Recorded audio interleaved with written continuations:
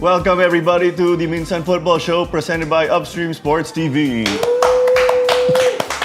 I'm your host, Caro Manzano, of course, and joining me, it's three of us today, no Jing, unfortunately. Center, we've got Diego Cordero. You own that seat, the hot seat. And of course, to the right of your screen, we've got Natasha Quiroz-Deito. How's it going, everybody? And as always, we're back tonight to break down another weekend of PFL action, as well as to preview what's been going down, of course, in this weekend. Of course, we did get to see some Philippines Football League action, and this episode will be the last.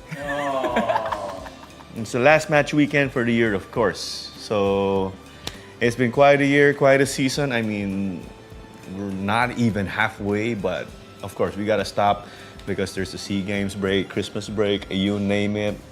What do you guys think, Jegs? I'm gonna miss PFL action. Magsesepangs ka, no?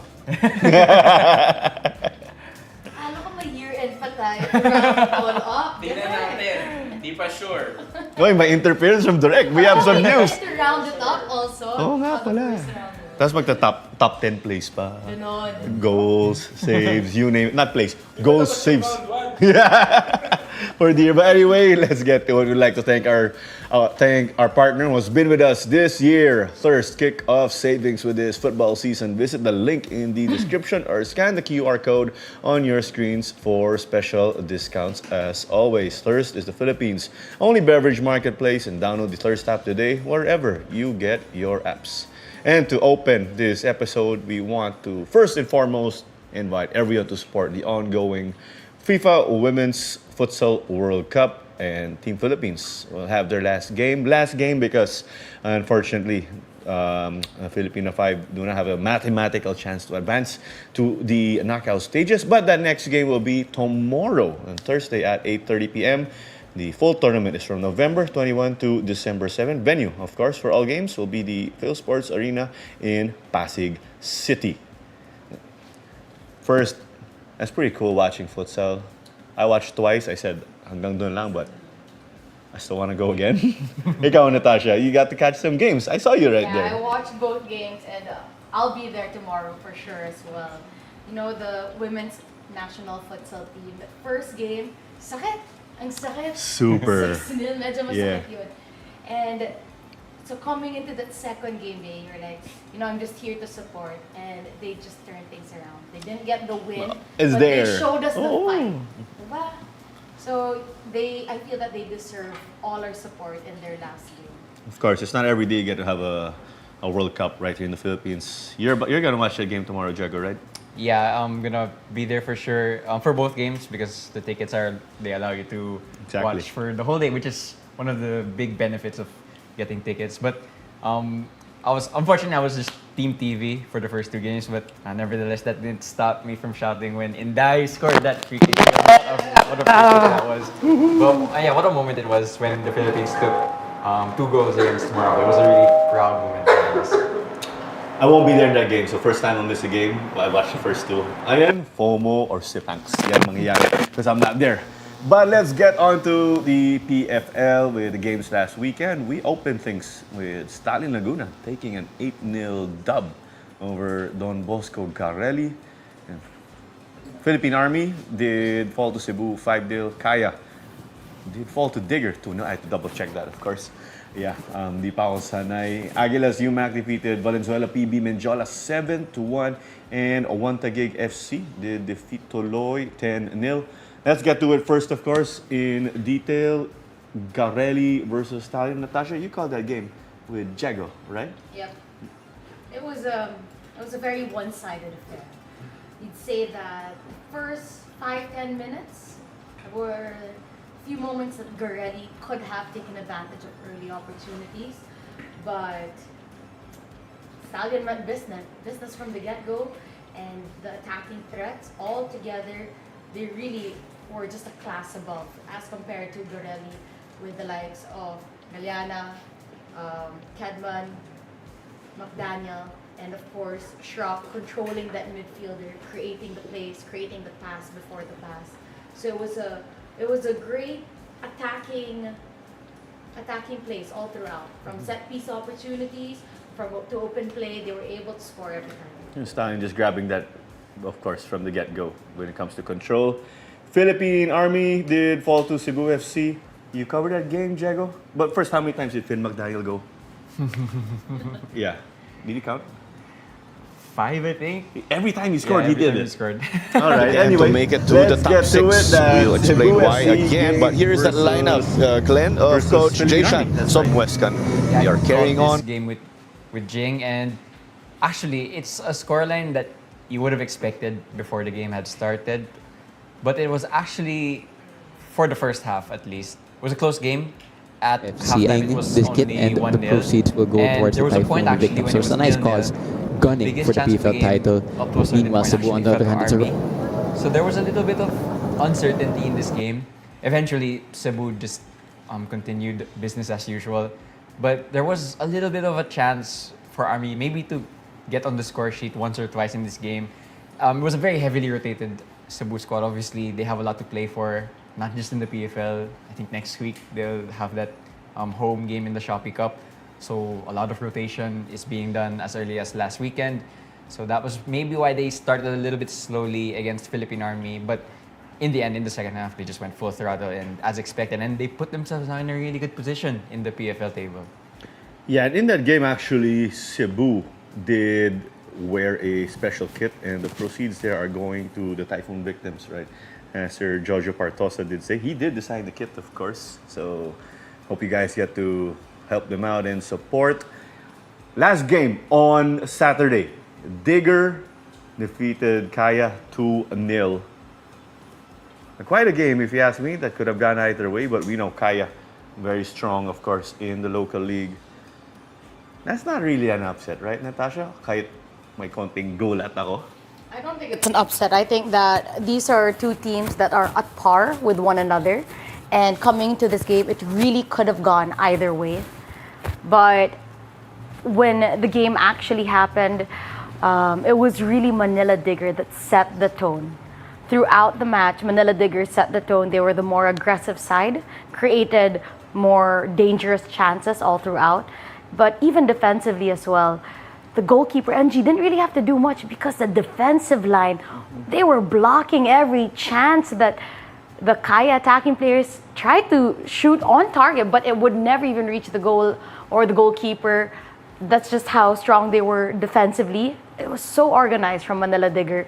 When it came to defense, they all just made the switch. Everyone would run back, and everyone knew their duties. And then quickly, on a counter-attack in transition, they really took advantage of all their speedy players. Not to take anything away from Manila Digger, right? Parang di pa ako sanay that it's not Kaya dictating the pace of the game. So, it's a bit of the, is this really what I'm seeing? I'm not taking anything away, of course. Congratulations to Manila Digger. That was the battle of the PFL representatives, Diego. Yeah. Digger and Kaya playing in the AFC. Digger in the Challenge League, Kaya in AFC Champions League too, right? We expected quality football in that game. I'd still say it was a good one. Yeah, a really fun game to watch. Again, it's the two teams that finished first and second respectively last season, and they only finished a point apart, which is Exactly. completely crazy over the course of an entire league. So a little bit of revenge from Manila Digger. Of course, they're gonna still want more revenge. By the best way to do that, obviously, would be by taking the PFL title itself. But they were really good this game, firing on all cylinders. Their mentality and their, not just mentality, but their tactical aspect of their game as well, really good. I think for Kaya, what might be disappointing was how easily the two goals actually happened from their perspective. First one is a really good goal. Second one also is a goal of a counter-attack, I believe it was. But I think Kaya would have felt that they could have done better in those two moments. And obviously, football is a game of moments. If you do better in those two moments, game's completely different. But they might also be concerned that they were lacking a little bit of firepower up front in terms of actually testing the goalkeeper, getting shots on target. Because we see more from them usually. I do think that it is a bit of an indicator that this title race is going to be really even down to the wire, because we're seeing obviously the defending champions, their second loss already in the season. I believe that's as many or even more than how many they lost last season. I'm sure you would have a better idea on that. But it is going to be an indicator that this is going to be anyone's championship this year. Now, another thing that we should add as well was not Manila Digger, they showed up on the pitch, but also the fans showed up for them. And I think that that's such a good indicator. They made a hostile environment. It was so hostile that one fan got kicked out of the stadium. You know, do I agree with what he did? Hell no. But do I love how passionate the fans are, or that they created an environment that was a bit intimidating, causing all this trouble? Yes, because that's what you want. You want your fans to show up for you. You want them to be passionate to a certain degree. You know what I mean? Yeah, we got you. Don't worry. Not that you're promoting I do not it, diba? promote what Yeah. he did, but I appreciate that Manila Diggers brought their fans out there. That a lot of the people on the stands, a lot of the ones that were really cheering that you could hear from the audio, it was mostly Manila Digger fans. And when the fans show up, you have that extra motivation as a player to play even harder, to play at higher energy, to really get back up. When you look at that stands and it's full and there's everyone backing you up. And so they brought it on the sideline and on the pitch. And just speaking for like us all as commentators, when there's a vibe like that, it's amazing, right? It's amazing. It's always fun. And that atmosphere you're talking about with Manila Digger, they also brought that intensity, I will say, to Binyan last PFL season. So they're bringing that out, and we are only in the first round. What more in the second round? What more in the third round, right? So 3 games last Saturday. Are you guys surprised? 3 clean sheets? Oo nga pala. Right, I'll be right. surprised with the third one. You Yeah. know, I thought that Kaya would eventually get a goal in there. But yeah, it wasn't their day, especially in the players up on top. Even when they did make the substitutions, you thought that they could help change the pace of the game. They did, but only for a couple of minutes, but then it fizzled out eventually. So there you go. We have a comment to read right here. Yeah? Read the name. This one, right? Yeah. Kiki O2 THC. That's probably Baka password niya. C. Just kidding. I think this is one of the transfer market contributors. Yeah, one of our guys. Yeah. Woo! Transfer mark, let's go! Anyway, yung comment, of course, of our friend. Oh, Kiki, yeah. I remember. The local players of Digger were questioned by Jing because they didn't play last Challenge League, only for players like Barcanilia to outplay Kaya's local players. Oh, something. I must interesting say, being floated we in. also have to give a shout out to the players like Barcanilia. He played, I think, a good 60, 70 minutes before he got subbed out. And he played really well. Troy Limbo played up on top, played very well as well. Felonco having to play center, I think defensive midfield. And Yeah, then that's his role. eventually they had a switch within the game and he was playing as a wing back. He was also able to cover the players that were attacking. So you have to give the credit as well to the local players of Manila Digger. And we mentioned this, that because of their success in the Challenge League, getting out of the group stage, coming away with 2 wins and a draw, that you could tell that there's another level of confidence to them when they stepped onto the pitch against Kaya. And you could tell that they're carrying on that good momentum that they have from the international stage now back to the domestic league. First time since 2019 that we have a Filipino team in the knockout stages of the AFC. Yeah, so we did say congratulations to our friends from Manila Digger. Of course, we said thank you to them, of course, for flying the Philippine flag, and their campaign will continue. So, that clean sheets thing I raised, right? 3 games on Saturday. Did it translate to the 2 Sunday games? Almost, because we did see Aguilas UMAC.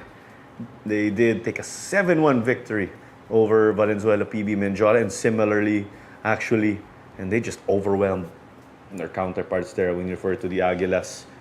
It's essentially the thing with Valenzuela PB.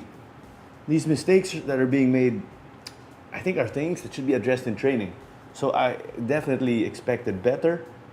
I mean, Jack Zambrano did everything he could, playing goalkeeper. Well, yeah, 7-1. You don't like it if you're Valenzuela PB. It's gotta hurt you, of course, in terms of motivation.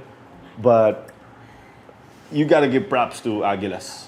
right? Some people were questioning their firepower, so now they get to put 7.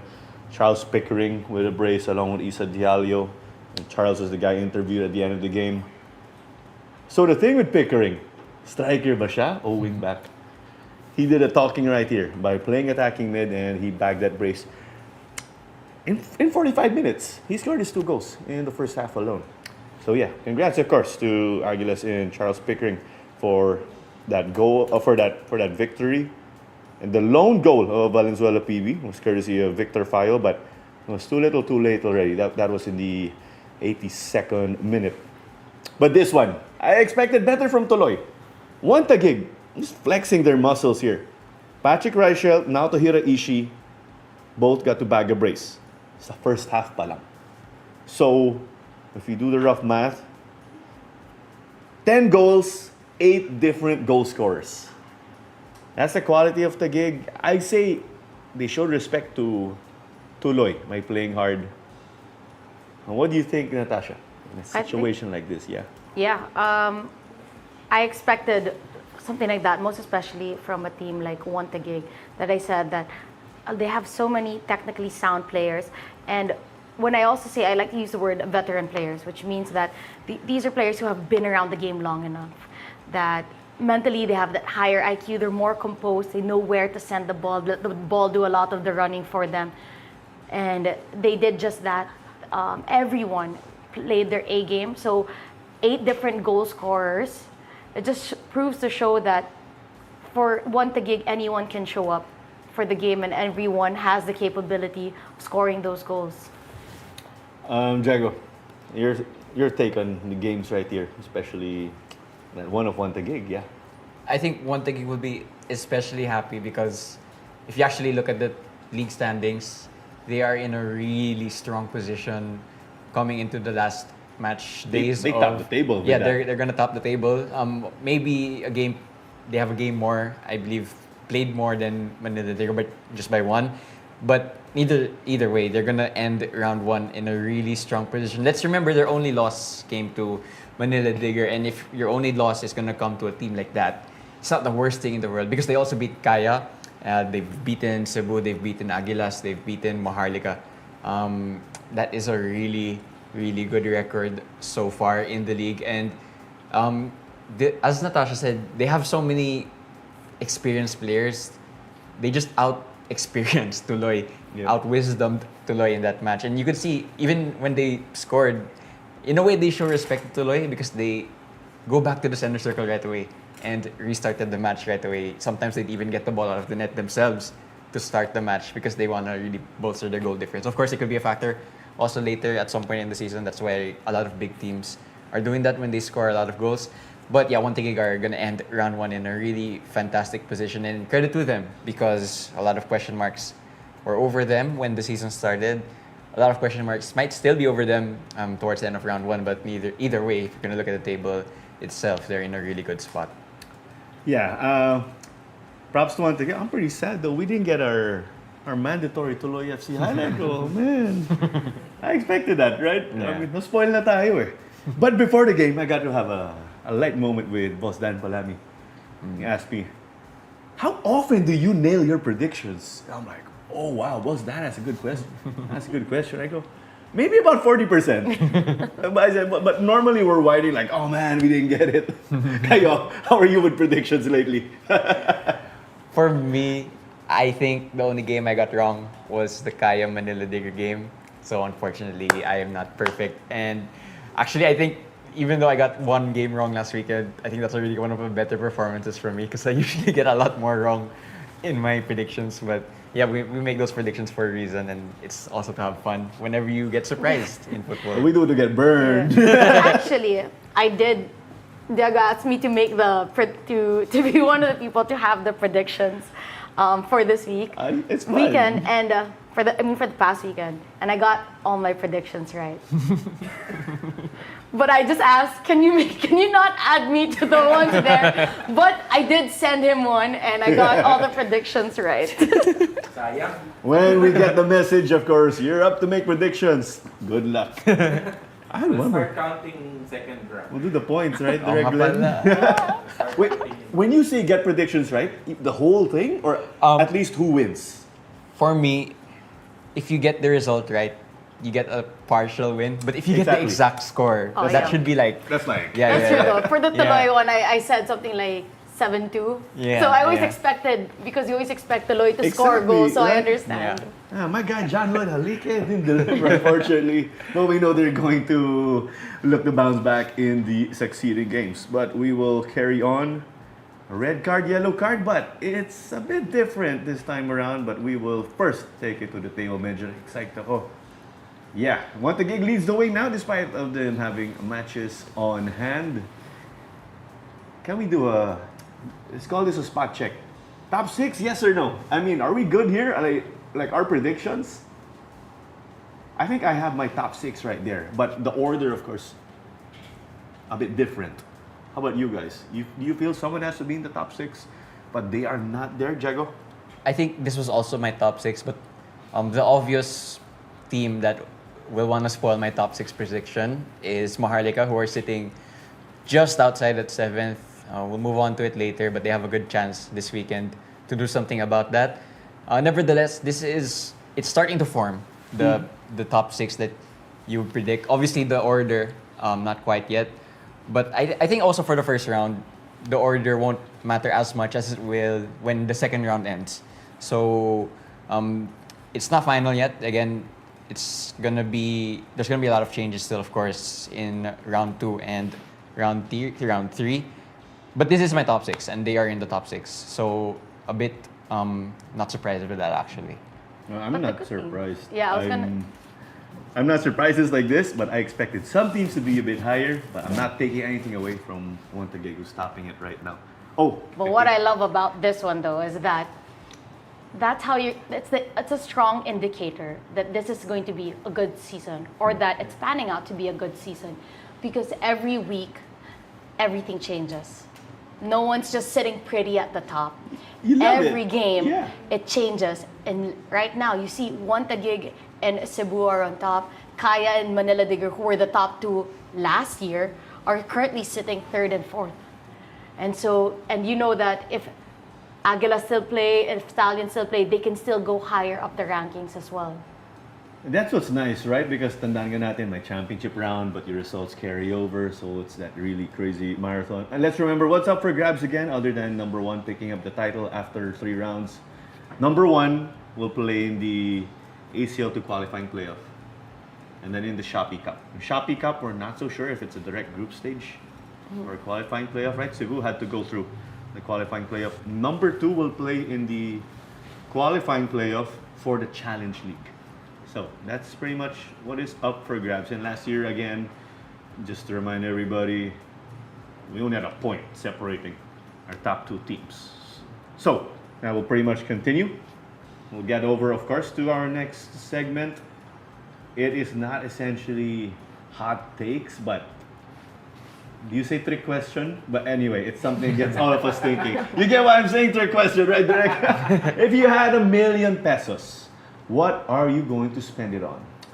Football video support or bringing fans to the stands? So for reference, football video support is a little similar to VAR. In VAR, you have a team of referees just watching the whole game. They're reviewing things here and there. I'm aware they can even interfere. But for football video support, I mean, I'll mention it since we're in the Philippines. It's similar to basketball where a coach will go and challenge. They have a card. So if you have football video support, they'll raise a card, and then it is the referee themselves who will go over and review the monitor. Walang support team, just someone to help them, of course, with the replay. Answers, of course. I can get the ball rolling if you guys want. I think you should start. I think you should I'm gonna start. jump I into still pit. have time to figure it out. How Don't worry, I don't feel. mind being a sacrificial lamb. Sa akin, bringing fans to the stands. Like, you use this for marketing, activations, not essentially giveaways, but you have all of these things to attract people. Free jersey every match. Prediction on site. Count me in. Free jersey? That's my weakness right there. Actually, a lot of us. But for me, I would do that, of course. Maybe part of it, education for fans, right? I'm gonna mention it already. My friend might kill me. Carson Gutierrez, what he'd do back in the day when he used to work with Davao Aguilas, right before they went on a break, he'd invite people from the surrounding barangays, and then he himself, and he'll get some of his friends, and then he's going to teach. They're going to teach the kids. Oh, this is what's going on. Teaching them about the game, and then hopefully, parang pagkain, you want that second serving, you want to keep going back, right? So it's an indoctrination of sorts. No need to pick a team, but hey, we're here to help you, show you how it works. So for me, that's how, yeah, I'd spend ₱1 million. I think that can go a long way. Hindi lang, we're gonna finish a 1 million one go. This is something that could be really managed. Yeah. I mean, kung football jersey thing that the directors mentioned, I mean, it's kind of tough though. I'm gonna go. Who wants to go next? Go ahead. I go. Ikaw na, you're in the middle after all. I think for this question actually, there's an argument to be made na if you pick one, the other will follow it.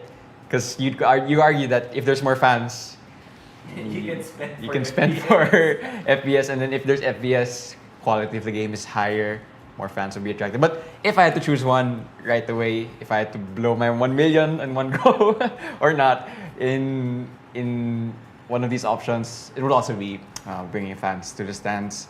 I think you also feel it as commentators. It's so much of a boost to commentate over a game where it's loud, where people are shouting, not too inappropriately, but people are acting passionately, although not overtly so. It just makes the atmosphere in the ground, and also on stream when you're watching it, it makes it more intense, and by default, you feel every goal more, you feel every tackle more, you feel every 50-50 that goes your way or the other way more. So that's what happens when there's just more fans in the stands, and we see it also. It happens from time to time where there's a really good atmosphere, where there's a lot of fans in Rizal or in other stadiums in the Philippines, of course, New Clark, or those of you who are old enough to have watched the game in Panaan, wherever. Whoa. I mean, I didn't get to go to Panaan, just saying, but I see what you're doing there, Jegs. Shots fired. I don't really want to. I don't really want to kasi somehow medyo malapit pa yung age namin ni Diego. But hey, that's something I'm pretty sad about. I didn't get to go to a Panahan game. Yeah, man. Or actually, Cebu, you've been to a Cebu stadium game, right? I flew to Cebu in 2014 to watch Yeah. the Cebu-Malaysia game, 0-0. And also the dynamic of Cebu Stadium. It's Yeah, commentated there yeah. twice.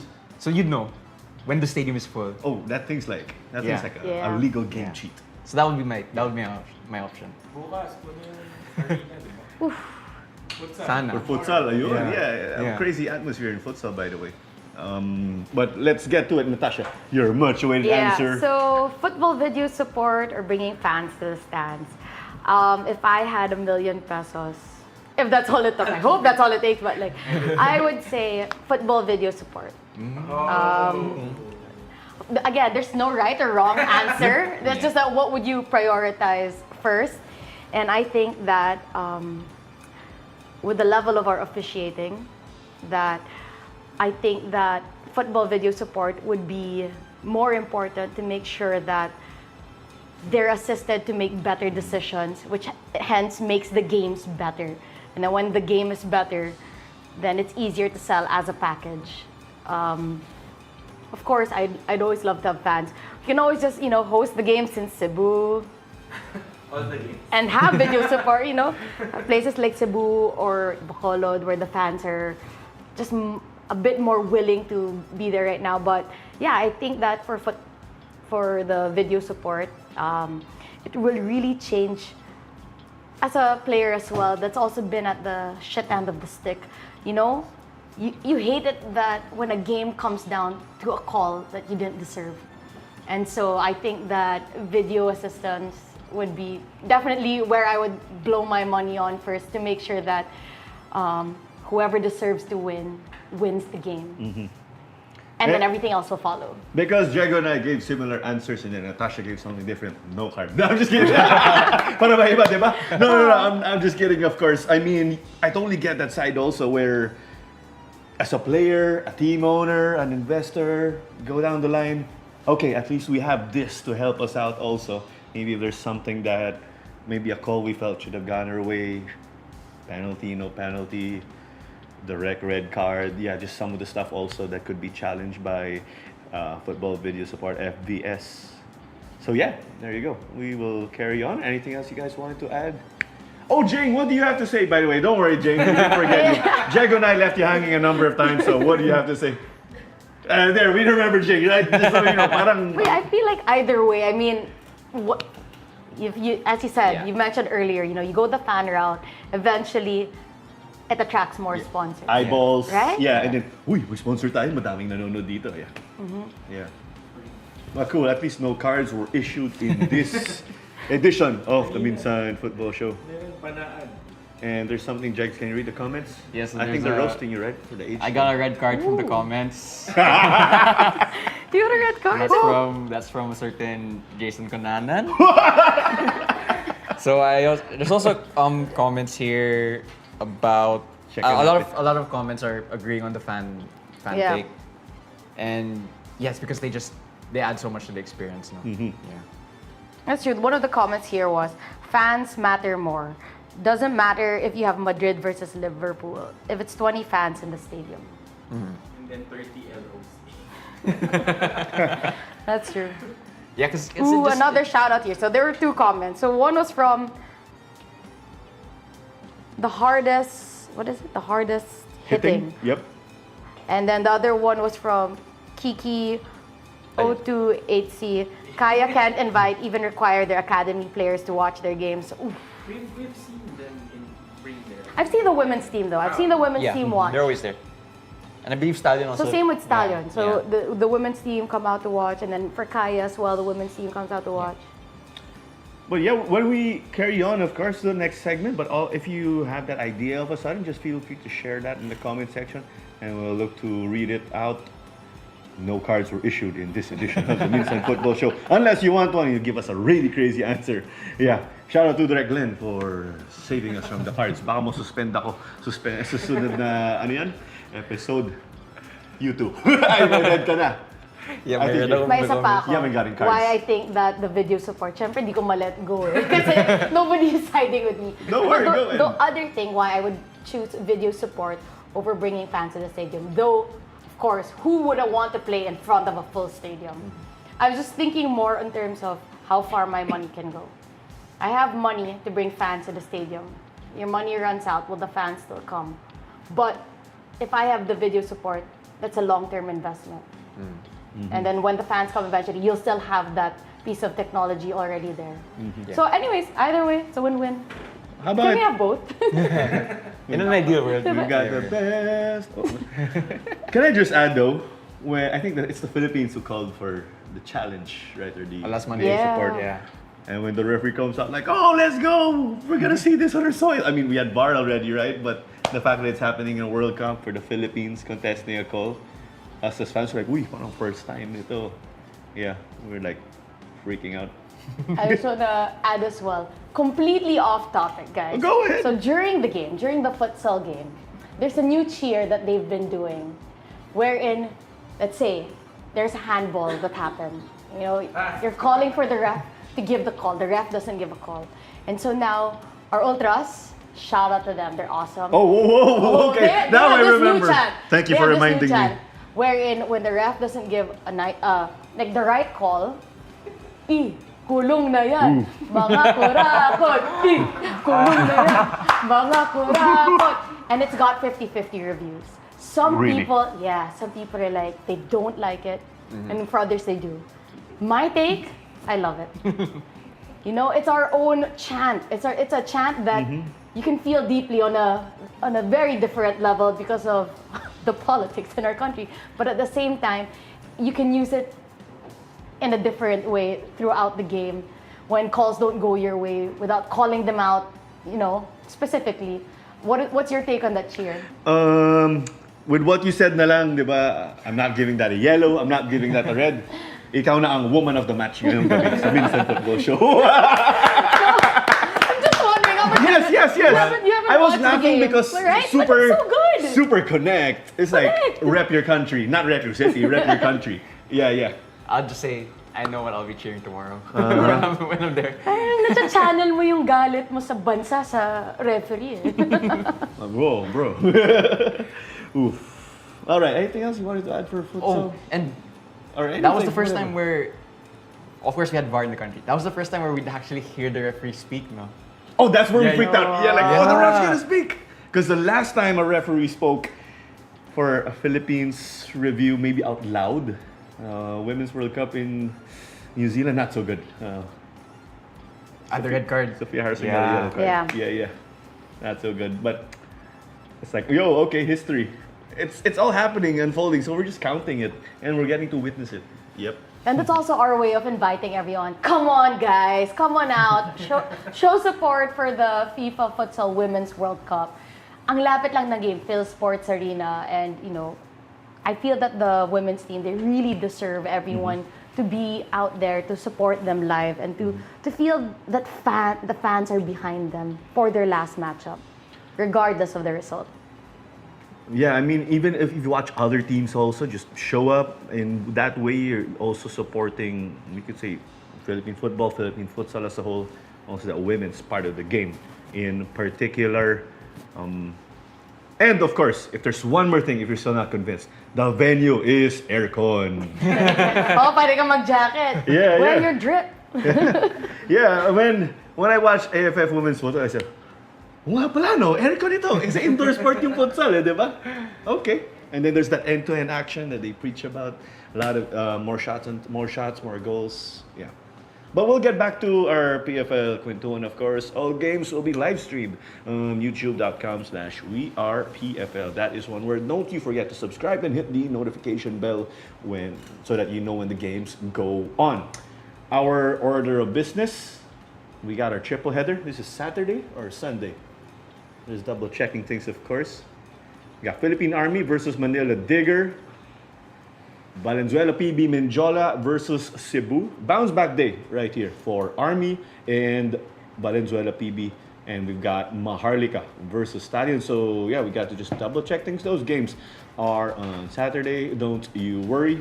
On Sunday, on double header ulit. Kaya will look to bounce back versus Tuloy FC. Second game of the day or the main event of that day. One Taguig will look to carry on their fine form versus DB Garelli. In contrast, out to bounce back. Perhaps the teams here were the closest ranking to one another. We've got Maharlika and Stallion. I believe that's like the game with the highest expectations right here. Jegs. And I think what's exciting about this game, it's going to be the team sitting just outside the top six versus the team sitting just inside the top six. So it's going to be 6th versus 7th. Maharlika are, of course, the team catching up. But it's not by a lot of distance. I think if Maharlika win, they overtake Stallion. And then if Stallion win, they jump up and put some distance with themselves and the rest of everyone else outside the top six. So there's a lot of incentive in this one. Maharlika actually didn't play last week, so that might be a factor. They're slightly rested.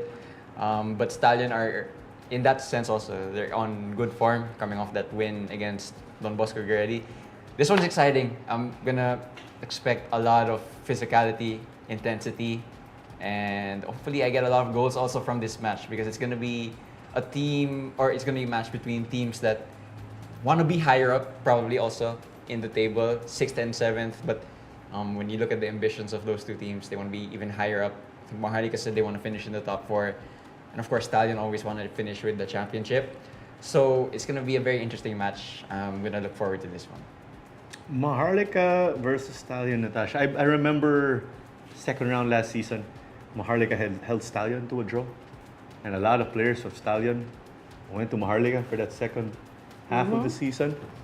Bad blood or, I'd say is there's gonna Maharlika be a lot of bad blood. Is And that's Maharlika the what bogey makes- team? Yeah, Sorry, so go that's ahead. what makes this so exciting is because you have a lot of former Stallion players now playing for Maharlika. And if there's anything, you always have that extra chip on your shoulder when you're going against your former team.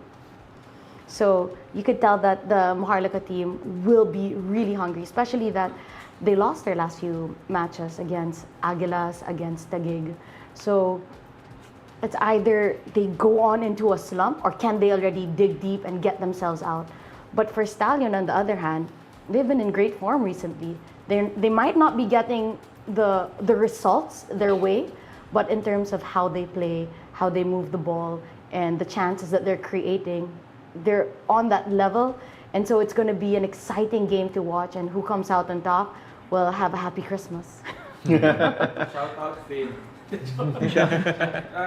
Can you read? There's a comment right here, right? Direct, I will read this one right here. Disclaimer, I'm just reading the comments.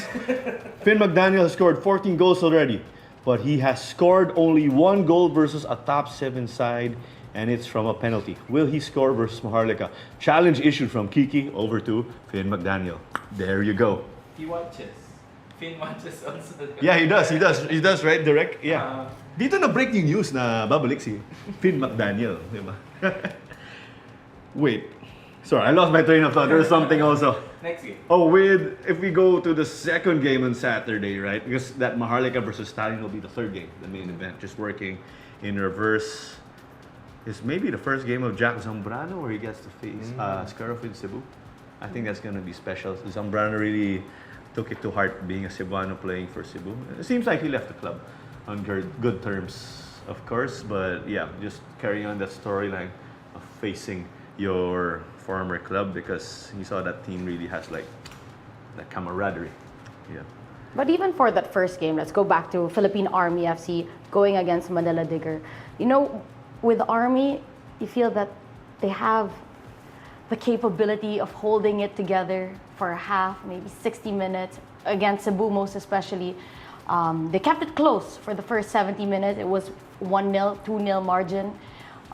But eventually, I think after the 70th minute mark, they weren't able to push through in terms of like being able to hold that same intensity or that same organization when it comes to how they play on the pitch. So let's see if they can quickly learn from their mistakes against Cebu and carry on to have a better performance against Manila Digger. Tall order to ask, but not impossible. Is it gonna be like that upset? Hindi naman upset of the century, di ba? But upset, or do you feel Manila Digger, Sekou C saying the superheroes are gonna do their thing? Well, I think it's on paper it's a very straightforward game. You'd favor Manila Digger all day. But again, I'm gonna go back to that moment where it was 0-0 and Philippine Army were against Cebu, and they had the game's best chance in like the 20th minute. I think it was Celis. It was 1-on-1 against the goalkeeper, and it goes just wide. Because if that goes in, and then you add a little bit of uncertainty to a rotated side against Cebu, Philippine Army going to halftime ahead or maybe even level, anything could have happened if they scored that chance. So if they get a similar chance against Manila Digger, they have to take it this time. And even if they don't end up winning that match, they're just gonna need to add a little bit more uncertainty to their opponents, because it feels at times that the games can just fade away from them and whoever's playing them can just control the whole 90. But Philippine Army showed that against Cebu, they have the ability to do something on moments. And again, if they take those moments, it can change things for them. Breaks of the game, as they call, right? Or if we put this away, yeah. And you lead it on, of course, to that, because that first half, as you mentioned, Army did hold Cebu to 1-0. But then Cebu, who are playing the second game, Valenzuela PB Mendiola versus Cebu, at halftime, they did make halftime substitutions. And, you know, 2 players for me that stood out in the last Cebu game that, who knows, maybe could break their way in the first 11, Paulos. I don't know why he's not in their first 11, or not always in their first 11, but I think that, you know, how he's been playing and like the goals that he scored puts him in a good spot, as well as the likes of Leo Makiling. Yeah. You know, one of the local homegrown heroes from UAAP, from Cebu as well. Yep. And slowly getting a bit more playing time. And every time he does get a few minutes, he's been quality on the pitch. So many players who could start in that Cebu team. Leo Makiling, Paulos, Fatih Kodoido Zoda, JB Borlongan, of course, stacked squad also right here. They do have a good problem. But with that, of course, our Saturday games will head over to the Sunday doubleheader. A tough one for Garelli, right? They suffered a difficult loss already, and you're facing a one Taguig team that just put in 10, 8 goal scorers again. So they have that groove in them, right, Natasha? It's something mental, right? But you know as a player that when you have that momentum or that rhythm coming off a good game, it must be great. Yeah, so for Garelli, it's really going to be hard going against one Taguig, as you said. Very technically gifted players, sharpshooters all around the pitch. And for Garelli, it's going to come down to the very few moments and chances that they're going to be able to create those small breaks. Because at the end of the day, one Taguig will not be able to control the game, in the whole entirety of it. So if their best chance comes out in the first 3 minutes, they have to be able to put it away, to be able to really challenge a team like one Taguig that has been really strong on all cylinders and has been in great form, as you've mentioned, beating the likes of Kaya FC. But if we go to the next game, right, I'm not so sure if Coach Taketomo is back already for Toloy, right? I'm aware he was out with the youth national team. But with this Toloy FC versus Kaya, Coach Taketomo versus Coach Yu Hoshide. I believe I covered their game in that 2024 season. And Coach Taketomo did say they're friends. Hindi nila nasabi friendship over pag may game, but they said they're just focusing on business, right? Very polite, of course, Coach Taketomo and Coach Yu Hoshide. You say there's that battle of the Japanese styles, Jago, or have our two coaches that we mentioned just changed up their styles already? What do you say? I think this will be an interesting match. Obviously, we know what Coach Taketomo brings to his team, and we know what Coach Yu, of course, brings to his team. There might just be a little bit of a smaller headache for Coach Yu because I believe Kaya are gonna play tomorrow. Yeah. Is it tomorrow? Yeah, ACL Tomorrow. against, So over in Singapore. so there's with gonna Tampines. be travel involved. All those things, travel, training, if you can even train in between then. And this is on Sunday already, so it's gonna be the Thursday, Sunday rotation for Kaya, which is a really hard rotation to do because you get barely any time in between. And yeah, Kaya are probably gonna, you'd assume that they're gonna go with a strong side against their opponents tomorrow, the Tampines Rovers. So if they go for a slightly rotated lineup on Sunday, could just open one or two opportunities for Tuloy. Obviously, whatever lineup Kaya are gonna put out, gonna be the favorites for this match. But if it's a slightly rotated team, it might be interesting to see what the scoreline is for this match. John Lloyd Halik and Note Nunez are knocking up. That's right. They Go-to both have guys. this Japanese influence, and as you've mentioned, Kaya are playing in the AFC Champions League tomorrow against Tampines Rovers. They fly back on Friday, and then they play on Sunday. So regardless of it's a rotated squad or not, they all still have to travel, and that takes a toll on you as well. So let's see what Tuloy can do against a not well-rested Kaya FC.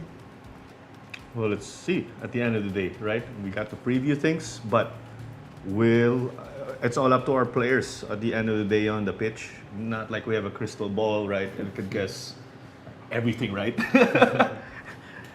We'd be crazy, I think, if we could get all of our results. But once again, we'd like to invite everyone to support the not upcoming, of course, but it's ongoing already.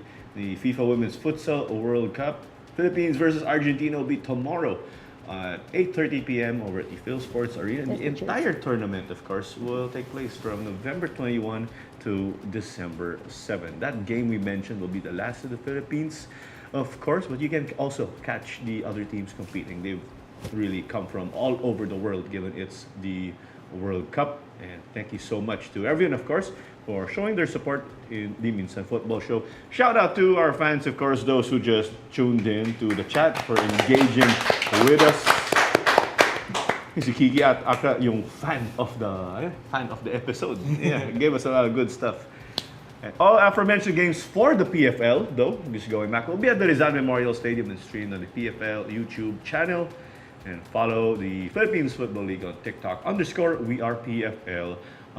Subscribe to Upstream Sports TV for more emerging sports live streams and features. Once again, my name is Claro Manzan, your host for this episode. It's the last episode for the year, man. Diego Cordero Center, of course. Natasha Alquira's data over to the right side. Yeah, and that does it for this edition of the Minsan Football Show. But don't you worry, we'll see you again, of course, eventually. Bye-bye. Year. Next year? there will be that time, of course. We'll be all back right here. Bye, guys. Thank you so much. Merry Christmas. Happy New Year.